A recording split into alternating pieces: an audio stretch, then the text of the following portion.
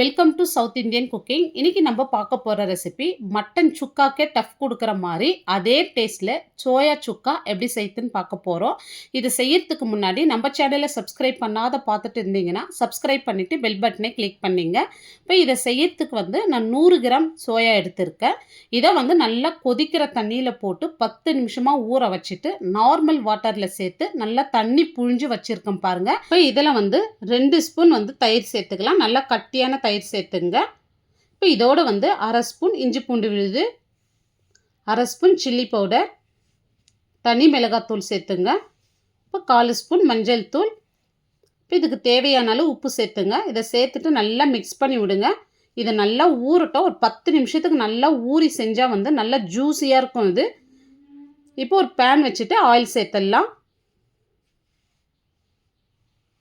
இப்போ ஆயில் சூடே இருந்தோம். அரை ஸ்பூன் கடுகு, அரை ஸ்பூன் சோம்பு, இப்போ கொஞ்சமாக கருவேப்பிலை, 2 பச்சை மிளகாய் கீறிட்டு சேர்த்துங்க. இப்போ இதோடு 2 ஸ்மால் சைஸ் வெங்காயம் எடுத்து நல்லா பொடியாக கட் பண்ணிவிட்டு சேர்த்துங்க. இப்போ இந்த மாதிரி பொடியாக கட் பண்ண சொல்ல நம்மளுக்கு சீக்கிரமே வதங்கி வரும். இந்த மாதிரி நல்லா கோல்டன் ப்ரௌனாக வர வரைக்கும் நல்லா வதக்கி விட்டுக்கலாம். இப்போ வெங்காயம் இந்த அளவுக்கு வதங்குந்து போதுங்க. இப்போ இதோடு 1 ஸ்பூன் இஞ்சி பூண்டு பேஸ்ட்டு சேர்த்துடலாம். இப்போ ஆல்ரெடி அரை ஸ்பூன் சேர்த்து மீல் மேக்கரில் பிசைந்து வச்சுருக்கோம். இது கரெக்டாக இருக்குங்க. இப்போ இந்த பச்சை வாசனை போகிற வரைக்கும் நல்லா வதக்கி விட்டுடலாம். இப்போ இதோடு மீடியம் சைஸில் 2 தக்காளி எடுத்து இந்த மாதிரி நல்லா பொடியாக கட் பண்ணிட்டு சேர்த்துங்க. நம்மளுக்கு சீக்கிரமே வதங்கி வரும். இந்த மசாலாவுக்கு தேவையான அளவு மட்டும் உப்பு சேர்த்துங்க. ஆல்ரெடி மீல் மேக்கரில் நம்ம உப்பு சேர்த்துருக்கோம். இப்போ உப்பு சேர்த்துட்டு ஒரு 2 நிமிஷத்துக்கு நல்லா வதக்கி விடுங்க. தக்காளி நல்லா குழைய வதங்கி வரும். இப்போ பாருங்கள், இதோடு 1 ஸ்பூன் சில்லி பவுடர், தனியாத்தூள் 1.5 ஸ்பூன் சேர்த்துங்க, அரை ஸ்பூன் கரம் மசாலா, 1/4 ஸ்பூன் மஞ்சள் தூள்.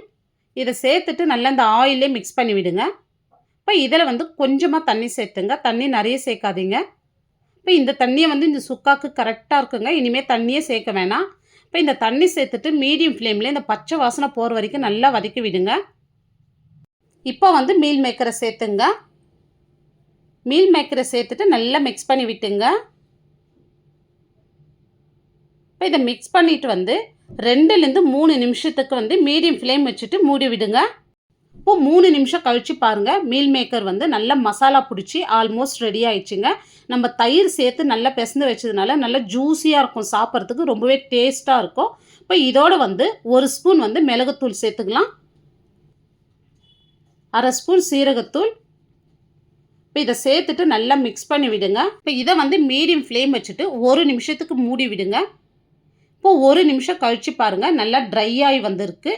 இப்போ இதோட பொடியாக நறுக்குன கொத்தமல்லி கருவேப்பிலை சேர்த்துட்டு ஸ்டவ் ஆஃப் பண்ணிவிடுங்க. இப்போ நம்மளுக்கு சூப்பரான மீல் மேக்கர் சுக்கா நான்வெஜ் டேஸ்ட்டே மிஞ்சிற அளவுக்கு நம்ம செஞ்சுருக்கோம். இப்போ இதை சாப்பிட்றதுக்கு டேஸ்ட் ரொம்பவே ஜூஸியாகவும் அல்டிமேட்டாக இருக்குங்க. இந்த வீடியோ பிடிச்சிருந்தா நீங்களும் இதே மாதிரி செஞ்சு பாருங்கள். செஞ்சு பார்த்துட்டு எப்படி வந்ததுன்னு உங்களுடைய ஃபீட்பேக்கை கமெண்ட்ஸில் சொல்லுங்கள். இந்த வீடியோ பிடிச்சிருந்தால் லைக் பண்ணுங்கள், ஷேர் பண்ணுங்கள். நம்ம சேனலை மறக்காமல் சப்ஸ்கிரைப் பண்ணிவிடுங்க. தேங்க்ஸ் ஃபார் வாட்சிங்.